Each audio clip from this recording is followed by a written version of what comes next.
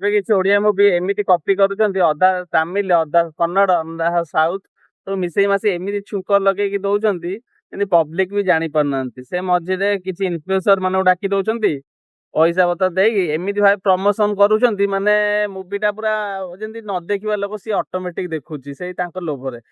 ତ ମାନେ କିଛି ସେଥିରେ ବି କିଛି ଇନଫ୍ଲୁଏନ୍ସର ମ୍ୟାଡାମ ଅଛନ୍ତି କହୁଛନ୍ତି କି ତାକୁ ସେ ମୁଭି ଡକା ହେଲା, ମତେ କଣ ପାଇଁ ପ୍ରମୋସନ ପାଇଁ ସେ ତାକୁ ଡାକିଲନି, ତାକୁ ଡାକିଲ ସେଇଥିରେ ମତେ କାହିଁ ଡାକିଲନି, ଏଇଟା କଣ ପେଡା ବଣ୍ଟା ହଉଛି?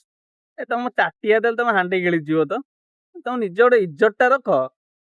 ତା ସହିତ ଗୋଟେ ମୁଭି ଗୋଟେ ବନଉଛ ମାନେ ଗୋଟେ ଦମନ ଦେଖ, ଗୋଟେ ନ୍ୟାସନାଲ ଲେବୁଲ ଉପରକୁ ଯାଉଛି, ଆୱାର୍ଡ ପାଉଛି କେତେ କଣ, ମାନେ ସେ ଗୋଟେ ରିଏଲ ଷ୍ଟୋରି, ମାନେ ଗୋଟେ ରିଏଲ ରେ ବନଉଛନ୍ତି। ତମେ ଅଧା କପି କରିକି ଅଧା ଏଇଠୁ ଅଧା ସେଇଠୁ ଅଧା ମିଶେଇ ମାସେଇ ତମେ ଦଉଛ କଣଟା, ମାନେ ଲୋକମାନଙ୍କୁ ଗୋଟେ ଟାଇପ ଚୁଟିଆ ବନା ହଉଛି, ନହେଲେ ସ୍କାମ ବନା ହଉଛି। ଇନଫ୍ଲୁଏନ୍ସର ମାନେ ଯାହା ଦେଖୁନାହାନ୍ତି ମୁଭି, ମନ ଇଚ୍ଛା ଖାଲି ଆସୁଛନ୍ତି ପଇସା ପାଇକି ପ୍ରମୋସନ କରିଦଉଛନ୍ତି, ପ୍ରମୋସନ ସରିଲା ପରେ ନିଜ ନିଜ ବାଟରେ ଚାଲିଲେ। ଲୋକମାନେ କଣ ସେ ଅଟୋମେଟିକ ଦେଖିଲେ ଜାଣିଲେ କି ରିଆଲିଟି ମୁଭିର କେତେ ଫ୍ଲପ, କେତେ ଭଲ କି ଖରାପ, କି ତାମିଲ ଯୋଉ କପି ହେଇଛି କଣ, ସେମାନେ ସେଇଠି ଜାଣୁଛନ୍ତି।